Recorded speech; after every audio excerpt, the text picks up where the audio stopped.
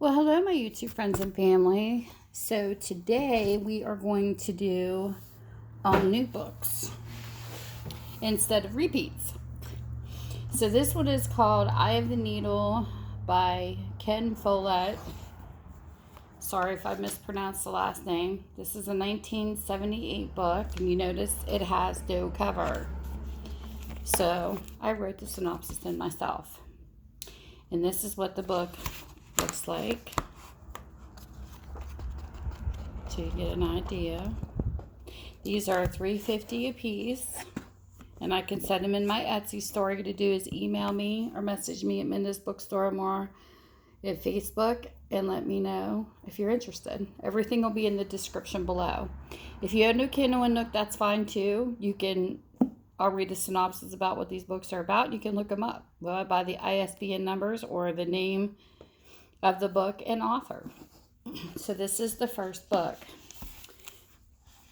One enemy spy knows the secret to the Allies' greatest deception. A brilliant aristocrat and ruthless assassin, codenamed the Needle, who holds the key to ultimate Nazi victory.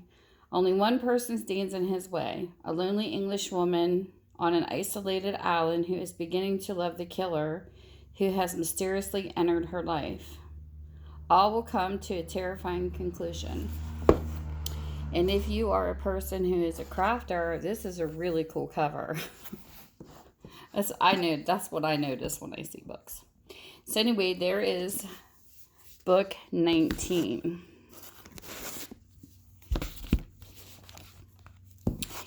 Book 20 is called The Glitter Dome by Joseph Wambaugh. And this is a 1981 copyright book. This is what this one looks like. This is what the inside looks like. These are really nice hardbacks. And this is what this book is about. And it's really cool because the glitter is like really glitter. Like you can feel the texture. In his finest, most compelling blend of wild humor and powerful drama, Joseph Wambaugh leads us into the Hollywood scene to demonstrate the effects of the heady, immoral world on four sets of police partners. Enmeshed in the glamour and the grime, the hustle and the horror, they live and work in a dizzying mix of muggles and starlets, elaborate parties, outrageous and sordid actions, a place where sex, drugs are open and big deals are undercover. A visit to Glitter Dome, their after-hours watering hole where the lights are kaleidoscopic and groupies plentiful, is the only way to come down from the excitement and fear of the day. Suddenly, their grim world of vice, drugs, and child abuse is interrupted by the murder of a major studio's president, and two veteran homicide detectives discover the alarming extent to which they too have been seduced by Hollywood. Once again, in the boisterous and riveting tradition of the Choir Boys, Joseph Wambaugh creates a group of unexpected and unforgettable characters who inhabit the shadow world he knows so well, where the line between cop and criminal is destroyed. Sounds interesting.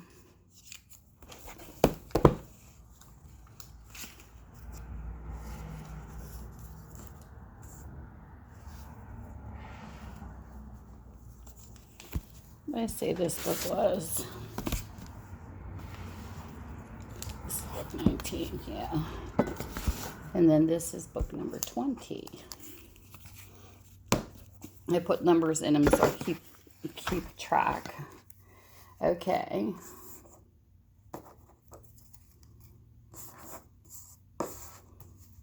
The next book we have is called Fatal Betrayal by Bruce Forster. And this is a 2001 copyright. This is what the book looks like. Nice and blue. This is what the pages look like. And then this is what the book is about. The sudden and mysterious death of one Dr. Mort Yavar's young male patients is rapidly followed by the equally baffling deaths of two other members of the same psychotherapy group, one of whom is United States Senator Judd Webster of Colorado. Without his courageous wife by his side, the fear-riddled psychiatrist must go it alone to the top of a remote mountain in Colorado. In his spine-tingling finale, Yavaris is forced to confront his own worst inner fears when he uncovers a demonic hatred so powerful that it is compelled to destroy all evil in its path. This is the first book in the series of Morton Millie's suspense thrillers. Sounds interesting. Book 21. And then book 22 we have is The Broker by John Grisham. And when you refer to one of the books, just give me their numbers if you're interested in purchasing. This is the 2005 copyright. This is the cover of this book. It's like a black and a green. That's what the spine looks like. This is what the book is about. In his final hours in the Oval Office, the outgoing president grants a controversial last-minute pardon to Joel Backman, a notorious Washington power broker who has spent the last 6 years hidden away in a federal prison. What no one knows is that the president issues the pardon only after receiving enormous pressure from the CIA. It seems Blackman in his power broker heyday may have obtained secrets that compromised the world's most sophisticated satellite and surveillance system. Backman is quietly smuggled out of the country in a military cargo plane, given a new name, a new identity, and a new home in Italy. Eventually, after he has settled into his new life, the CIA will leak his whereabouts to the Israelis, the Russians, the Chinese, and the Saudis. Then the CIA will do what is best, sit back and watch. The question is not whether Backman will survive. There is no choice of that. The question the CIA needs answered is who will kill him. So we have that. And that is book number 22. Book number 23 is 3 complete novels in one book. This is On the Case with Lord Wimsley. It's got Strong Poison, Have His Carcase, and Unnatural Death. This is what the book looks like. Oh, the copyright on this one is 1932. This is what the cover of the book looks like. This is what the inside of the book looks like.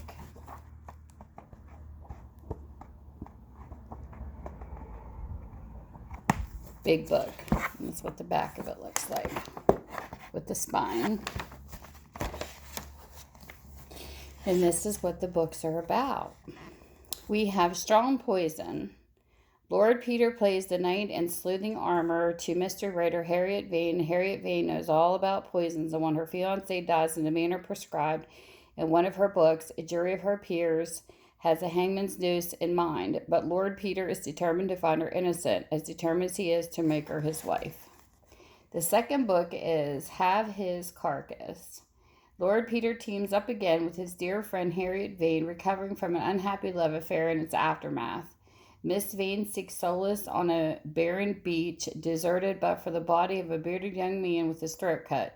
From the moment she photographs the corpse, which soon disappears with the tide, she is puzzled by a mystery that might have been a suicide, murder, or a political plot.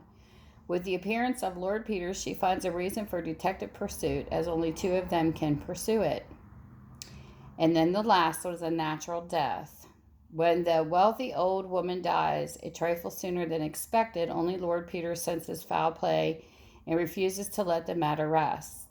The intricate trial of horror and senseless murder leads from a beautiful Hampshire village to a fashionable London flat in a deliberate test of armor staged by the dashing detective Lord Peter Wimsey.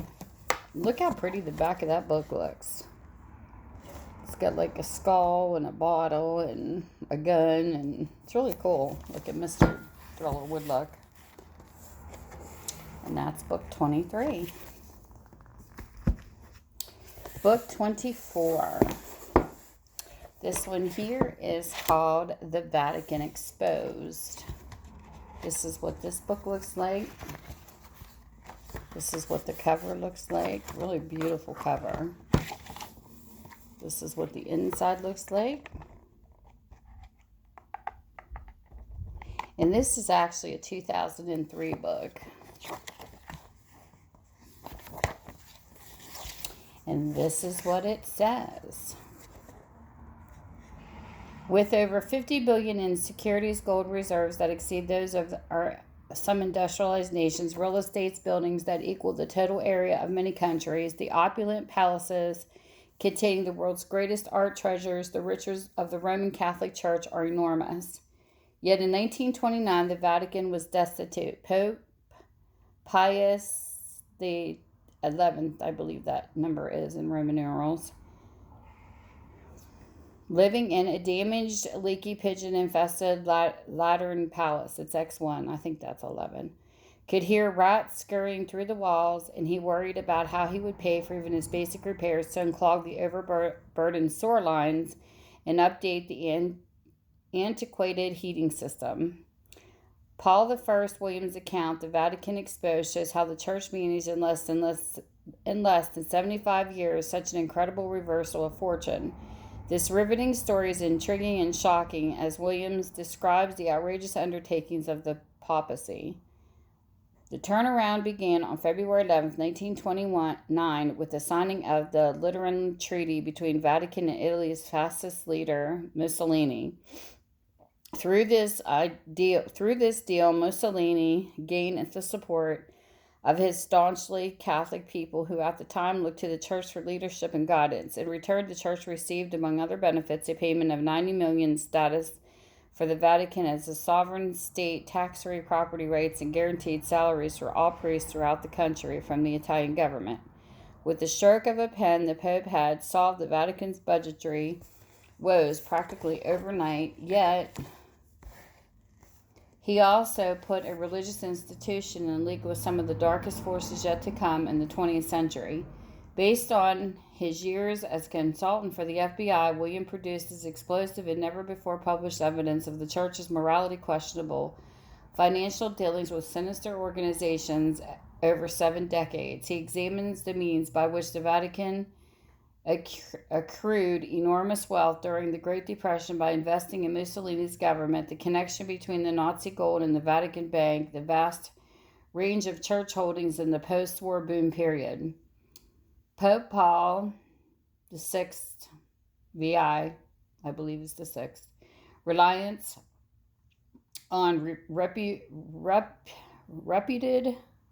reputed international mafia chieftain Michel Sindona as the Vatican banker, a $1 billion counterfeit stock fraud uncovered by Interpol and the FBI.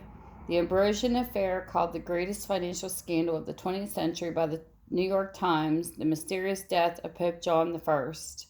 Most recently profits from international drug ring operating out of Gdansk, Poland, and much more. For both Catholics and non-Catholics, this troubling expose of corruption in one of the most revered religious institutions in the world will serve as an urgent call for reform. It will also shed light on history as well as on the contemporary affairs. That sounds like a really interesting book. This is book 24. And then the next book we have is called The Mosaic, and it actually has like a mosaic looking glass on the front of it, by Susan Moody. This is what the book looks like. And this is a 1991. Sorry, I had to pet it. It's like real soft. Okay, so this is what the book looks like. I mean, what the book is about. When the invitation came for a 6-month stay in Istanbul, Frances Brett accepted without hesitating. Her adventurous streak came from her father, and like him, she was a journalist with a relentless desire to get to the bottom of a story. Tom Brent's recent violent death was a memory a trip to a faraway place might help her forget. But how could she have known that passionate love and violent death in that magical city lived side by side? Once in Istanbul and settled in the luxurious rent-free apartment she's been offered with the lavish trappings, curiosity, In abject art, Frances begins her exploration of the exploration of the city, meeting the charming but mysterious Nicholas Marquand is an unexpected bonus. Their relationship is full of promise, but it ends abruptly when Nicholas abandons her without explanation. Bitterly hurt, Frances returns to London, where she throws herself into her work. Then chance intervenes as she discovers the unhappy fate of a man named Daniel Forrest, the man she had known as Nicholas Marquand. His mutilated body has been found in a ruined hut by a marsh. Confused and outraged, Frances sets out to discover the truth. Her I can't talk today. Her search takes her back and forth to France and into troubled lives of four bizarrely interconnected people. Alicia Forrest, an unforgiving mother with a burning need for vengeance against those who have cruelly wronged her. Alexander Companion A, the wonderful and magnetic director of the Phoenix Foundation, whose tortured childhood has left him a bladed man. Sola, a beautiful Parisian model whom love and hate are tragically interwoven, who's haunted by the secrets of her past. Philippi, heir to an ancient estate of champagne makers with bitter memories of his own, and always in the shadows, Nicholas Marquand. Driven to find the pattern in the mosaic, Frances moves to the dangerous territory into a world where nothing is as it seems. Warned against searching further, not knowing who is a friend or enemy, she makes the inevitable return to Instanbul. There, among the mosques and minarets, in hidden alleys, danger stalks her every step, and menace lurks at every turn. A stunning novel, Mosaic combines romantic suspense with international intrigue and marks the mainstream debut of an extraordinary, gifted storyteller. And even if it is a romance type book mixed in with it, if it's anything that's got to be solved, to me it's an action and suspense book. It's not a romance book to me. That's just my philosophy. So this is actually book 25. These are my little post-it notes I take out for receipts in the back. And that is the end right now of the collection of hardbacks in action suspense. And I will be continuing. I don't know if it'll be a new category or not, but I will continue to do these as like bulk, like more than one book, so you guys can see. So with that, thank you for spending your time with me. And you know how to contact me if you're interested. And you guys have a great day and many blessings sent your way. Bye.